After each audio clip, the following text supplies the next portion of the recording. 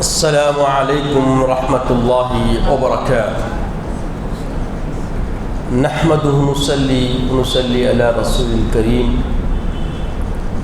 اما بعد فاعوذ باللہ من الشیطان الرجیم، بسم اللہ الرحمن الرحیم۔ فلما بلغ معه سعیا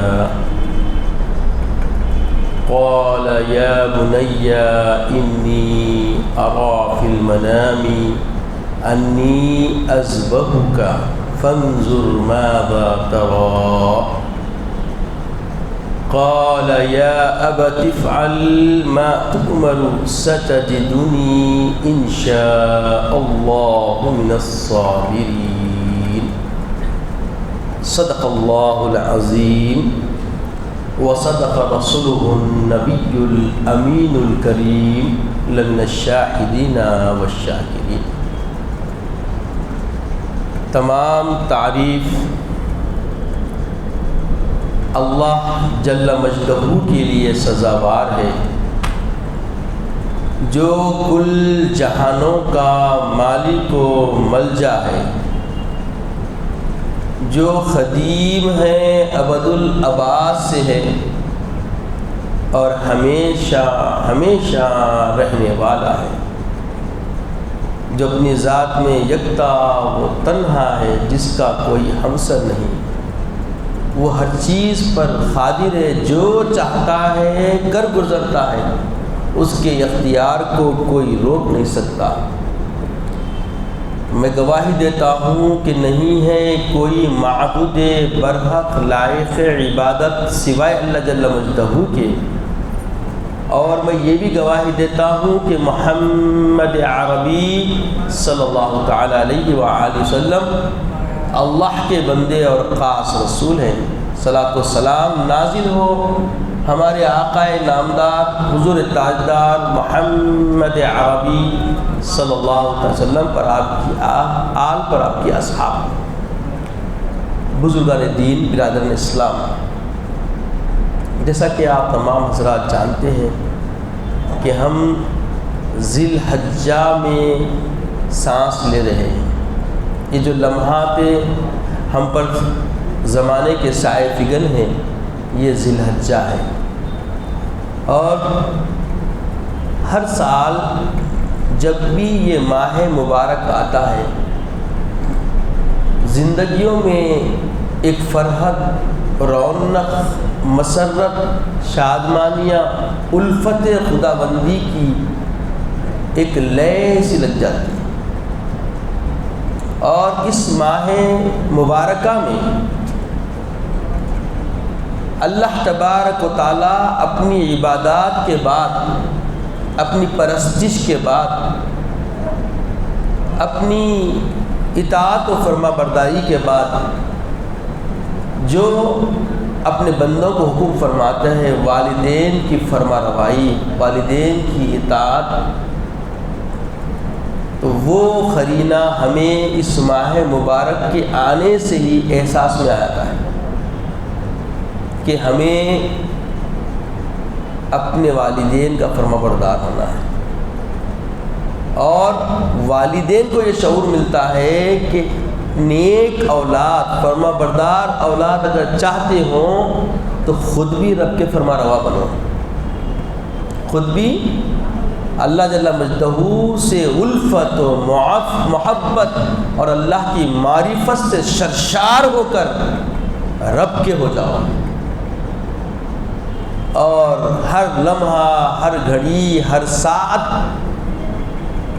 اس کے ما سوا کسی کی کوئی حمایت کا تصور تمہاری زندگی میں باقی نہ رہے۔ یہ قرین حیات، یہ طرز زندگی کا ایک نمونہ و نموذج یہ ماہ مبارک کے سائے فگن ہونے کے ساتھ ہی تصور، تخیل، خیالات میں خود بخود رس بس جاتا ہے اور آمدہ کرتا ہے کہ ہم بھی سعی کریں، محنت کریں، کوشش کریں۔ مزہ مزہ جو گزر گیا اسے کوئی لوٹا تو نہیں سکتا، کسی کے اختیار میں نہیں، جو بچی کچی زندگی ہے وہ زندگی جہاں ٹھہرے وہیں سے اپنے آپ کو تیار کرنے کی تگ و دو میں لگ جائے۔ بزرگان دین برادران اسلام، تمہیداً چند کلمات آپ کے سامنے رکھوں کہ دیکھیے، ہر صاحب نصاب پر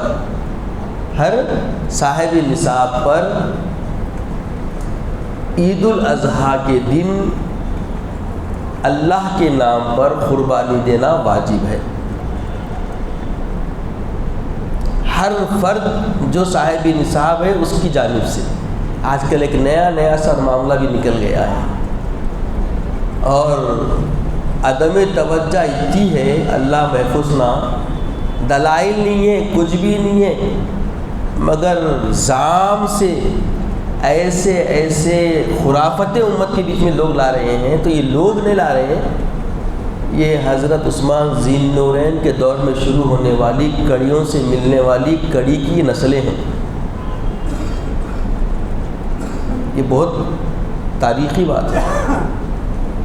اسلام اور اسلام کے ماننے والے محب خدا عشاقان محمدی کو گمراہ کرنے کے لیے، رب سے رسول سے جو مسلمانوں کی ورفتگی ہے اس میں تزلزل ڈالنے کے لیے، یہود و نصارہ جو ازلی دشمن اسلام ہیں، انہوں نے سازشیں رچی، اپنے طرف سے کچھ گروہ اسلامی طرز کا لبادہ اوڑھ کر اپنے آپ کو مسلمان دکھاتے ہوئے ہم میں شامل ہو گئے، اور وہ اپنی کوشش ہمیشہ کرتے ہیں کہ جہاں رب کی رضا اور رب کی عنایتیں، رب کا اکرام ملنے کے یقینے ہیں، ان میں تزلزل ڈال دیا جائے، اس میں شک و شبہ ڈال دیا جائے، اور مسلمانوں نے اسلام کی وہ روح جس سے ان کی بقا ہے، جس سے یہ مسلمان پروان چڑھتے ہیں، اس میں کجی لا دی جائے، اس میں کمی لا دی جائے، اور اس کے لیے روز افروز صحیح کر رہے ہیں، کوشش کر رہے ہیں، اور اسی کوشش کا یہ نتیجہ ہے کہ ایک گھر میں سے ایک فرد بھی قربانی عید پورے گھر سے ادا ہوا تھا، اسی کا ایک نتیجہ ہے۔ جبکہ یاد رکھیں، شعار اسلام سید عالم محمد عربی صلی اللہ علیہ وسلم کے فعل سے زیادہ قول پہ ہمیں عمل کرنا ہے۔ کس سے بولیے؟ فعل سے زیادہ قول پہ عمل کرنا ہے۔ وہ ایک روایت لاتے ہیں کہ اللہ کے نبی صلی اللہ علیہ وسلم نے، وہ اختیار ہے، لوگوں کو نہیں معلوم اختیار نبی کیا کیا ہے۔ اور پہلی بات تو ہم میں بہت سارے ایسے لوگ ملیں گے جن کو 5 کلمہ طیبہ نہیں معلوم، 5 کلمات نہیں معلوم، استغفار اکبر نہیں معلوم، ایمان مجمل اور ایمان مفصل سے وارفتگی نہیں، ضرورت زندگی کی پاکی و طہارت کے علم سے واقف نہیں، جو روز مرہ زندگی کے مسائل اس سے واقف نہیں۔ ایسے لوگوں کی زد میں آتے ہیں۔ غفلے کو لوگ حفلہ بنا دیتے ہیں، یہ بات حقیقت ہے جناب۔ آج جتنے بھی لوگ آپ دیکھیں گے، جو لوگ سواد اعظم اہل سنت والجماعت سے کٹ رہے ہیں، گمراہ ہو رہے ہیں، اس کی علت، اس کی بنیاد لا علمی، لا شعوری، عدم توجہی، جس کی بنیاد پہ وہ کیا ہو رہے ہیں، اسی سواد اعظم اہل سنت والجماعت میں رہتے ہوئے وہ کٹ رہے ہیں۔ اس کی وجہ کیا ہے؟ فرائض سے واقف نہیں، حقیقی علم سے آراستہ نہیں، تو نقصان تو ہونا ہے۔ تو اللہ کے نبی سید عالم صلی اللہ علیہ وسلم نے 2 دمبے ذبح کیے، روایت میں آتا ہے، ایک اپنے اہل بیت کی جانب سے اور ایک امت محمدیہ کے لیے صلی اللہ علیہ وسلم۔ تو یہ نقل اپنی عقل میں لا کے آج کے دور کے بیوقوف عقل مند بن کے امت کو گمراہ کر رہے ہیں۔ بات سمجھے؟ بیوقوف بھی بڑے عقل چلاتے، اسی لیے ایسے بیوقوفوں سے کلام نہیں کرنا ہے۔ کیا حکم آیا دیکھیے، ایسے بیوقوف سوال کرنے والوں کو پابند نہیں کیا گیا، بلکہ اہل علم، راسخ العقیدہ، راسخ العلم رکھنے والوں کو پابند کیا گیا۔ وَإِذَا خَاطَبَهُمُ الْجَاهِلُونَ قَالُوا سَلَامًا، یعنی جہلا سے مراد بالکل علم سے عاری لوگ مراد نہیں ہے، بلکہ ایسے لوگ جو عقل کے پابند بن کے عقلی سوالات کر کے امت کو گمراہ کرنے کی سعی کرتے ہیں. جب یہ مخاطب ہوں، عقل سے بات کر رہے ہوں، منطق استعمال کر رہے ہوں، تو تم ان سے الجھو نہ کو، بلکہ کیا کرو، ان کی عقلی سوال ایک مجمع میں ہوں گے، چند لوگوں میں ہوں گے، تو وہ تم کو تو نقصان نہیں پہنچائیں گے، تم تو اہل علم ہو، مگر وہ ٹھہرے ہوئے لوگ جو کم علم رکھتے ہیں ان کو نقصان کر دیں گے. لہٰذا ایسے وقت پہ سلام کرو اور اپنا رسا دیں. آپ کئی مرتبہ سنے یہ آیت پڑھے ہوں گے، مطلب تو یہ ہے. دیکھیے صاحب، پابند کیا گیا تو دیکھ کیسی عقل ہے ان کی. رسول اللہ کرے تو ہم نے کرنا. رسول اللہ وہ 11 اہلیہ تھے، ازواج مطہرہ جو ہماری مائیں ہیں، تو کیا تم بھی اب 11 کریں گے؟ ارے رسول کی ہے نا، رسول کی سنت بولتے کیا اس کو؟ رسول کی سنت نکاح کرنا ہے. اور رسول کی سنت کیا ہے؟ چلیے ایک مسئلہ آ گیا، میں بہت بعض لوگوں کے دلوں میں لڈو پھوٹتے ہیں، اور آج کل ایسے ہی لوگ جو ایک گھر کے کنبے سے ایک ہی دمبا بول رہے نا، ویسے لوگوں کا یہ عقیدہ ہے، لوگوں میں دیکھیے عام کر دیے. ارے کیا بھائی، کیا حالات ہے، اس کے حساب سے 2 3 4 کروڑ بول کے اسلام بول رہا. بالکل اذن ہے، اذن اور ہے، سنت اور ہے. ذرا توجہ کی ضرورت ہے حضرات. اذن اور ہے اور سنت اور ہے. اذن کس لیے دی گئی؟ تم ہلاکت میں نہ پڑو، آخرت میں جہنم رسید نہ ہو جاؤ. تو کئی ایسے اذن ملیں گے جو اجازت ہے. اب قرآن میں کیا ہے، آپ قرآن کی آیت پڑھتے ثواب سے پڑھتے، مگر رسول کی سنت نہیں ہے، نہیں معلوم لوگوں کیا ہے قرآن کی آیت. فَانْكِحُوا مَا طَابَ لَكُم مِّنَ النِّسَاءِ مَثْنَىٰ ثُلَاثَ وَرُبَاعَ. اگر کوئی عورت سمجھ میں آ گئی، بھا جائے تمہاری طبیعتوں میں، مزاج کو بھا جائے، تو تم کیا کرو؟ نکاح کرو. 2 کرو، 3 کرو، 4 کرو. یہ اذن ہے. بات سمجھے، بڑی لطیف انداز سے قرآن نے طبیعت انسانی، فطرت انسانی، شہوت انسانی، نفس انسانی پر کلام فرمایا. انسان کے نفس میں خواہشات نفسانیہ کا کیا انداز ہے؟ حضرت سیدنا یوسف علیہ نبینا علیہ السلام نے بڑے انداز سے جب پاک بازی کی انتہا پہ پہنچے تو کیا بولے؟ وما ابرئ النفس، نفس سے کوئی بری نہیں، ان النفس لامارۃ بالسوء. نفس امارہ جو ہے انسان کا فطرتاً بنیادی طور پر کیا کرتا ہے؟ وہ برائی کی طرف مائل کرتا. تو اسلام ایسا نظیف ہے کہ جہاں کوئی کجی بھی آنے کی کوشش ہو رہی ہے تو اس کو کیسے صفائی کرنا، اس کا راستہ بتا دیا اپنے ماننے والوں کو، اپنے فالوورز کو اتنا شفاف نظام زندگی دیا کہ اب کوئی گمراہ ہو نہیں سکتا.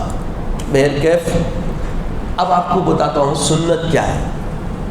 غور سے سنیے. اللہ کے نبی سید عالم صلی اللہ تعالی علیہ وسلم نے پہلا نکاح حضرت سیدتنا خدیجۃ الکبریٰ رضی اللہ تعالی عنہا سے فرمایا. اب سنت غور کریں.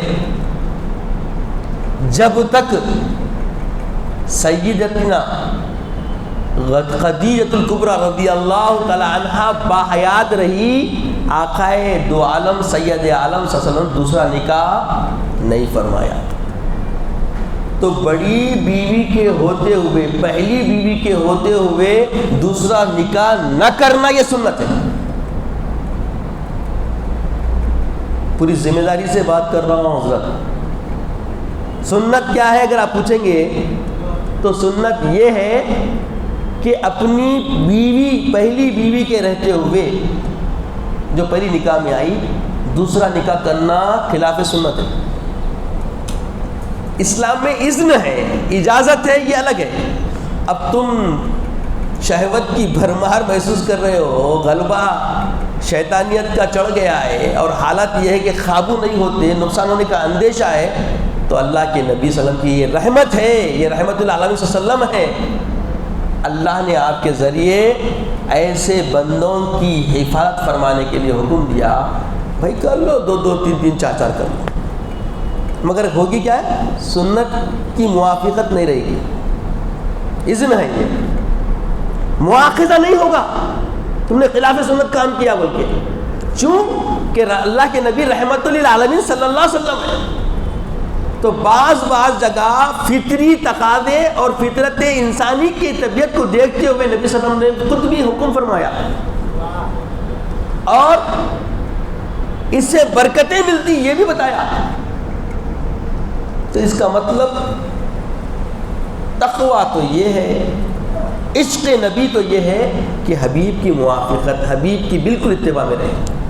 تو حبیب عالم صلی اللہ علیہ وسلم نے کیا بتایا کہ دیکھو پہلی بیوی کے ہوتے ہوئے دوسرا نکاح نہیں کرنا، چونکہ بڑی بیوی جو ہوتی ہے اس کو تکلیف بہت پہنچتی ہے، جب آپ بڑھ جاتے ہیں تو وہ برداشت، یہ فطرت ہے ان کی بھی، صنف نازک کی یہ بھی فطرت ہے، وہ بہت بڑی قربانیاں دیتی، بعد میں آنے والے تمہارے شہرت کو، تمہاری دولت کو، تمہارے مرتبوں کو، تمہارے دردوں کو دیکھ کے آتے، پہلی جو آتی یہ سب چیزیں اس کے سامنے نہیں رہتی، اتنا سب چیزوں کا جائزہ وہ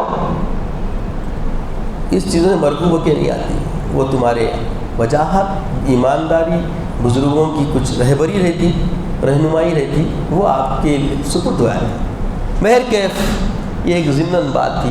تو یہ ایک کنبے کی طرف سے ایک کا تصور غلط ہے، اگر ایک کنبے میں جتنے اہل ثروت ہیں، صاحب نصاب ہیں، اب صاحب نصاب کس کو بولتے ہیں بھائی، یہ سمجھنے کے لیے بتا رہا ہوں، موٹی موٹی بات، جس کے پاس 25,000 روپے جمع ہے، موٹی بات بتا رہا ہوں آپ کو، 52 تولے چاندی، 6 تولے 4 رتے سونا، یہ جو مسئلہ ہے یہ مادی اعتبار میں آپ اگر یہ جو داتے ہیں جمع رکھتے ہیں تو ہیں، مگر اس کے موافق اگر دیکھیں گے پلٹ کے، اور 25,000 روپے کسی کے پاس جمع ہے، وہ صاحب نصاب ہے، اس کو قربانی دینا ہے۔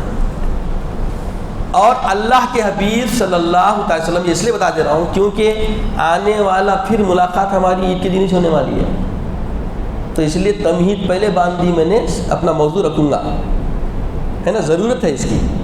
تو اب جس کے پاس 25,000 روپے ہے اس پہ قربانی واجب ہے، ادا کرنا ہے، یہ حکم ہے، ٹھیک ہے۔ اب قربانی کا فائدہ کیا؟ قربانی اللہ کی رضا ہے، اور اللہ کو نہ گوشت پہنچتا نہ خون پہنچتا، اللہ کو فرما رہا ہے، ان اللہ دیکھتا کیا تمہارے تقوی کو، کیا دیکھتا اللہ تمہارے تقوی کو، آپ مخلص ہو کے اللہ کی خوشنودی کے لیے، اللہ کی رضا جوئی کے لیے کیا کرنا ہے؟ قربانی دینا ہے۔ اللہ تمہاری نیتوں کو دیکھتا ہے کہ تم اللہ کے واسطے قربانی دے رہے ہیں۔ تو قربانی دینے سے فائدہ کیا؟ تو بتایا گیا جب آپ قربانی دیتے، خون کا خطرہ زمین کو چھونے سے پہلے صاحب قربانی، جو قربانی اللہ کے نام پہ دے رہا ہے، اس کے سارے گناہوں کے اللہ بخشش فرما دیتا ہے، اور جس خطے پہ وہ خون گرتا ہے وہ زمین بھی صاحب قربانی کے لیے برکت کی دعائیں کرتی ہے۔ تو یہ قربانی میں حصے تو ملتے ہیں، حصے ملنا آپ کی سکت، استطاعت، بچاؤ اور کفایت کے معاملات کے لیے ٹھیک ہے، مگر یاد رکھیں اپنے گھر میں اپنی قربانی کریں تو آپ کا گھر آپ کے لیے برکت کی دعا کرنے والا بن جاتا ہے۔ غیر کی زمین قربانی اپنی، سوچے غیر کی زمین ہمارے لیے دعا کر رہی ہے، تو کوشش تو یہ کرے کہ اپنا دنبا جتنی استطاعت، پورے گھر اگر ہے 7 آدمی گھر میں بن رہے ہیں تو گھر میں 7 آدمی کا حصہ بنا کے آپ پورا ایک جانور گھر پہ لا لیں، بڑے جانور بھی اگر لا رہے ہیں تو اپنے گھر میں لا کے، اگر گھر چھوٹا بھی ہے تو اس کے لیے اچھا راہ ہموار کر کے کیسا اپنے گھر میں کر سکتے کرنے کی کوشش کیجیے، تو سب سے بڑی گھر کی یہ بندش بن جاتی ہے۔ آج کل وہ چل رہا، لوگ بندشوں میں بندشیں بندھے ہوئے، تو یہ جو بندش کا جو چکر چل رہا نا، یہ چکر میں پڑنے کی ضرورت نہیں، سب سے اچھا موقع تمہارے سامنے آیا ہوا ہے۔ جتنے لوگ پریشان ہیں، جن کے گھر میں ایسی پریشانیاں ہیں، اگر کچھ لوگ پاگل پن کی دوروں پہ بھی پڑ رہے ہیں، تو وہ خدا اگر آپ مخلص بن کے اللہ کی رضا کے طالب بن کے اللہ کی خوشنودی کے لیے، اللہ کی رضا جوئی کے لیے اس کی طرف سے بھی قربانی دیں گے تو اللہ اس کے لیے صحت کا ذریعہ بنا دے گا۔ یاد رکھیں، قربانی کوئی معمولی چیز نہیں ہے، بہت فضائل ہیں قربانی کے۔ صاحب قربانی اللہ کی طرف سے رضا پانے والا بن جاتا ہے۔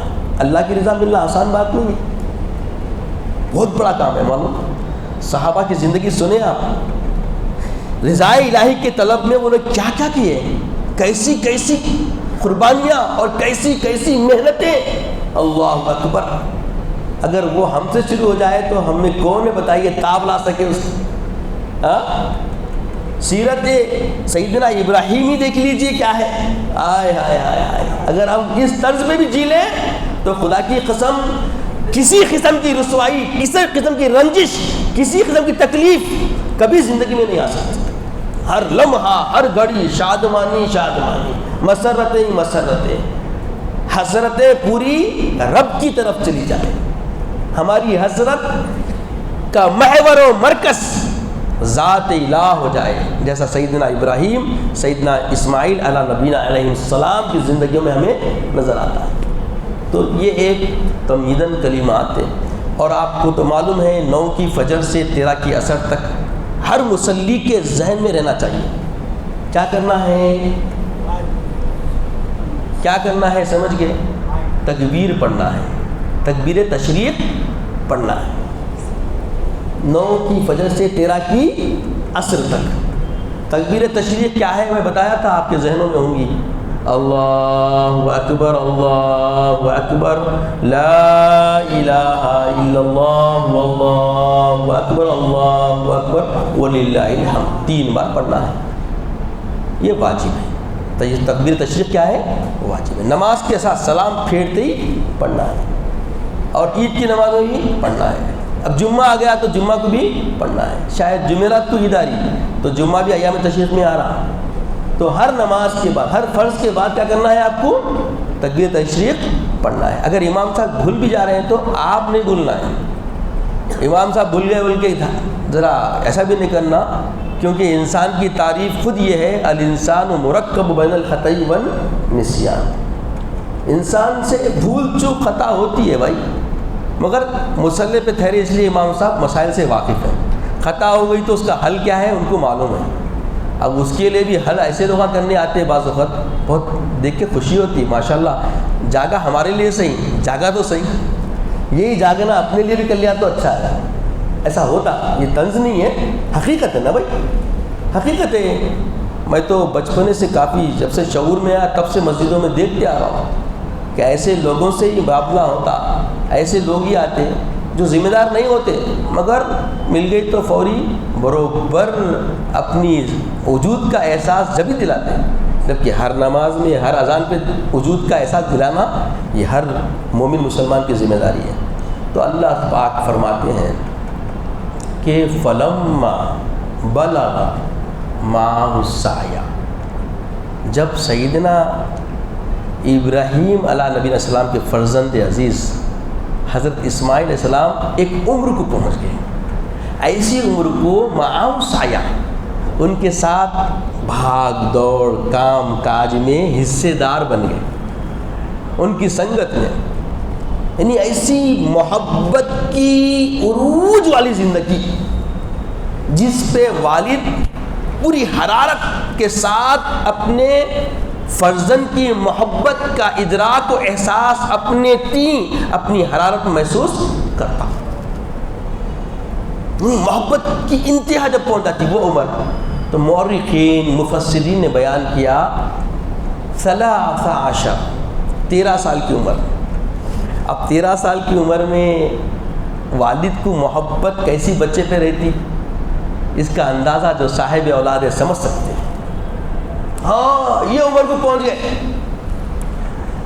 جب یہ عمر پہ پہنچے تو کیا ہوا، فرمایا قال یا بنی انی ارا فی المنام، بے شک اے میرے بیٹے میں دیکھتا ہوں خواب میں انی اذبحک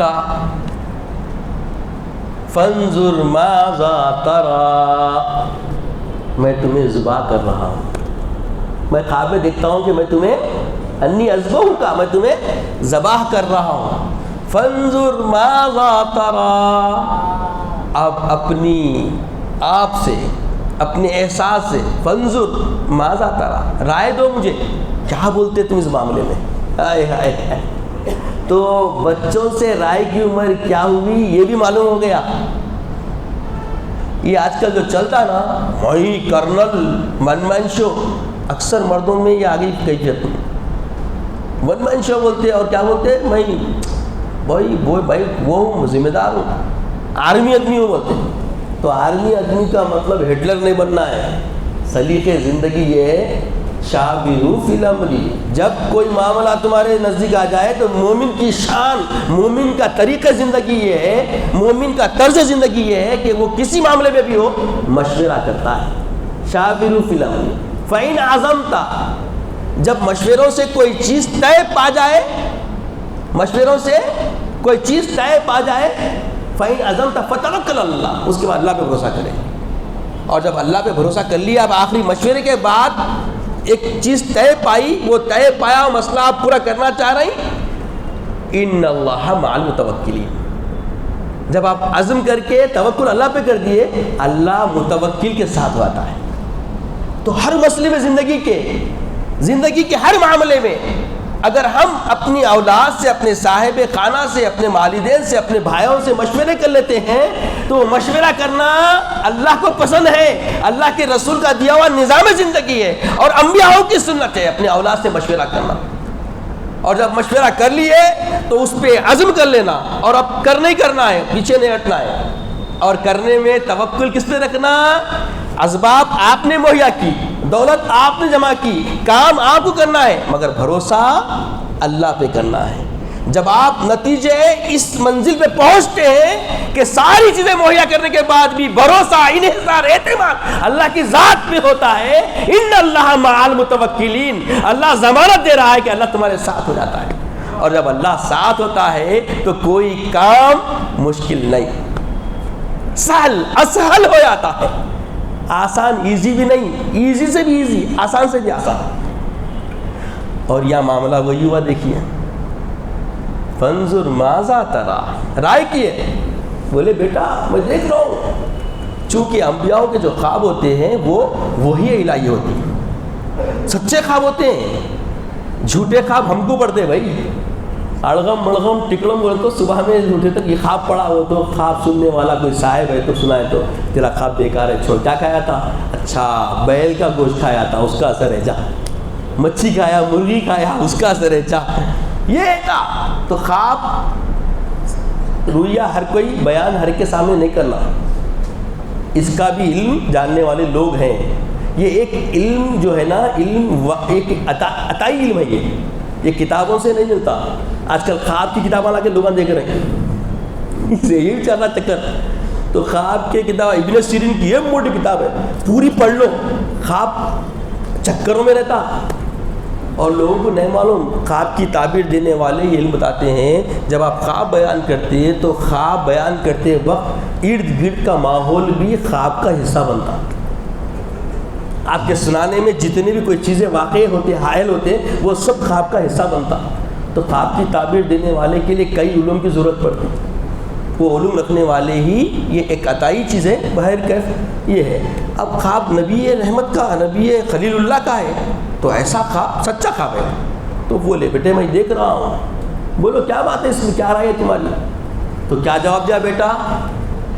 قال یا ابت افعل ما تؤمر ستجدنی ان شاء اللہ من الصابرین۔ اے میرے والد، یا ابت افعل، آپ کر گزریجیے، ما تؤمر، جس کا اللہ نے تم کو حکم فرمایا۔